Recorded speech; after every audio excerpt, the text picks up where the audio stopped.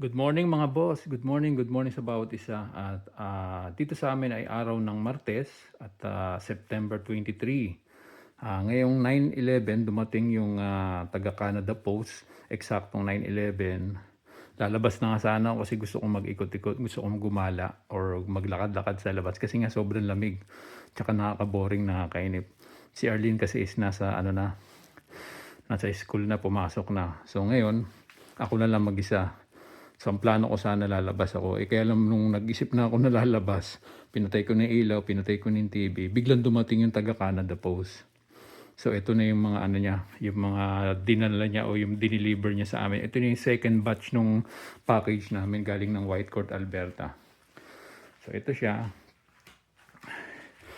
Natatakot ako kasi baka nabasag yung microwave kasi nandito yung microwave sa loob mismo ng kanyang kahon o sa loob mismo ng kanyang box. Alam mo naman yung taga Canada Post, wala silang care sa mga box. Kung maaalala niyo yung isang box namin, yung unang batch, kita mo kung anong ginawa nila, oh. 'Di ba? Tapos yung lagay ng bigas namin kahapon, lagay ng yung mga container, plastic container, wasak-wasak na yun. Yung lagay ng bigas, wala na, wasak na, tinapon ko na doon sa likod. So yun ang kinakatakot ko ngayong araw na to. Dahil sa wala silang care, baka yung microwave namin nabasag na. So yun ang kinakatakot ko. Sana wag naman sana. Kasi sayang naman yung microwave pag nabasag. Hindi mo na magagamit ito kasi basag na yung salamin o basag na yung pintuan.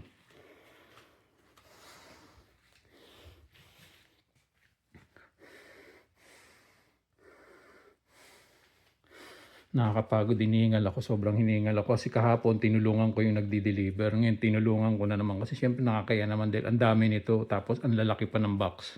So tinulungan ko na lang para hindi na siya mahirapan.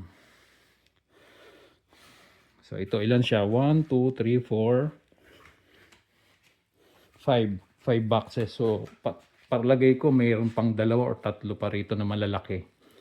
So hindi pa ito kumpleto.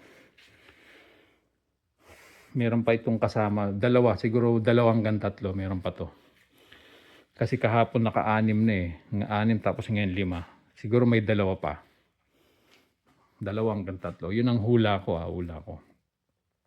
Kasi marami talaga kami pinadala nung mga una at saka pangalawang araw na nagpadala ko. Huwebes, Biyernes yun eh. Kaya tingin ko may kulang pa.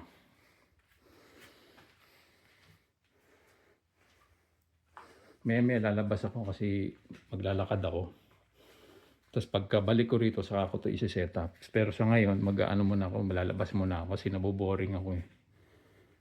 Mag-iikot-ikot muna ako para hindi ako mainip. So yun lang guys.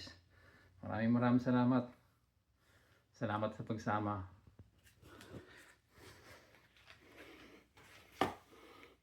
Thank you, bye-bye. God bless.